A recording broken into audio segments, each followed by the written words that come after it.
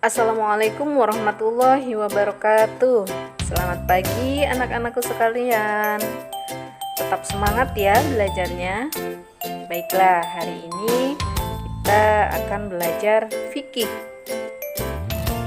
Materinya tentang hukum sholat berjamaah, syarat menjadi imam dan syarat menjadi makmum. Sebelum kita belajar, marilah kita bersama-sama membaca doa terlebih dahulu. Bismillahirrahmanirrahim.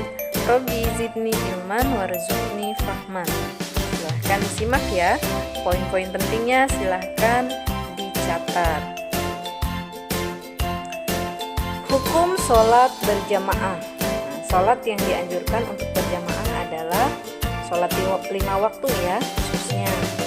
Hukumnya adalah sunnah muakkad. Sunnah muakkad itu sunnah yang sangat dianjurkan.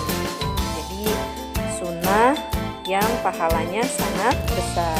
Kemudian sholat yang wajib dilaksanakan secara berjamaah ada sholat Jumat. Nah, kalau sholat Jumat itu wajib dilaksanakan berjamaah. Kalau tidak berjamaah berarti bukan sholat Jumat, tidak sah sholatnya ya.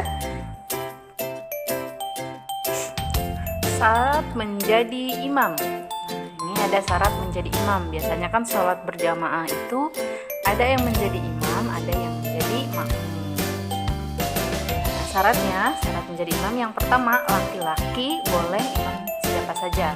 Artinya kalau imamnya laki-laki boleh makmumnya perempuan atau laki-laki lagi.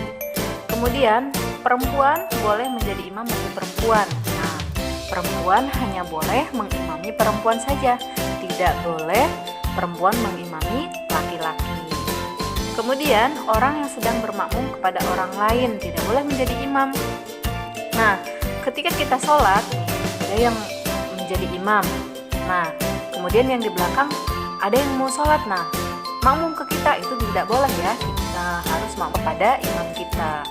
Kemudian tidak boleh bermakmum kepada orang yang diketahui sholatnya tidak sah. Nah, yang sholatnya tidak sah tuh tidak boleh kita jadikan imam. Apa misalkan bacaannya kurang fasih, terus gerakannya ada yang salah, nah itu tidak boleh. Kemudian berakal sehat, nah tentu yang imam itu tidak boleh menjadi orang gila ataupun tidak berakal, nah, harus yang berakal sehat.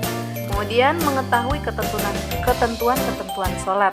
Nah, harus tahu ya syarat-syarat sholat, wajib sholat, dan lain sebagainya. Kemudian orang yang fasih membaca Al-Quran, harus fasih membaca Al-Qurannya. Maka hurufnya, hukum-hukum tajwidnya itu harus fasih. Kemudian paling berilmu di antara yang lain, harus paling berilmu, harus pintar. Kemudian imam harus mengeraskan bacaannya, harus keras ya, harus terdengar sama makmum yang paling belakang. Kemudian sementara pada sholat zuhur dan asar imam hanya mengeraskan bacaan takbir. Nah, kalau khusus pada sholat zuhur dan sholat asar tidak dikeraskan ya bacaannya, hanya mengeraskan pada saat takbir saja. Selanjutnya syarat menjadi makmum. Nah, tadi imam, sekarang makmum. Yang pertama, berniat mengikuti imam. Kita harus niatnya mengikuti imam. Kalau niat itu ada tambahan adaan imaman lillahi ta'ala. Kemudian yang kedua, mengikuti imam baik yang wajib atau sunnah. Nah, kita harus mengikuti imam walaupun misalkan tidak menggunakan doa kunut. Nah, kita harus mengikuti imam karena imam itu yang memimpin. Kemudian yang ketiga, mengetahui gerakan imam. Kita harus paham tuh gerakan imam. Kalau misalkan sujud, berarti kita harus sujud, tapi tidak boleh mendahului ya. Nah, tempatnya sama dengan imam. Nah, harus sama tempatnya. Kalau kita di masjid ya berarti di masjid. Kalau kita di mushola, harus di mushola. Kemudian yang kelima, makmum di belakang imam. Itu udah tentu ya. Kemudian menyempurnakan shaf. Jadi shafnya itu harus disempurnakan, harus rapat ya. Kemudian suara kita pelan, tidak boleh terdengar. Dan yang terakhir, jika imam lupa, maka kita harus menegurnya. Biasanya kalau laki-laki, imamnya kita harus membaca subhanallah. Kalau perempuan, kita menepuk punggung tangan. itu ya. Baiklah anak-anak, cukup sekian penjelasan tentang syarat makmum, hukum sholat berjamaah, dan syarat menjadi imam.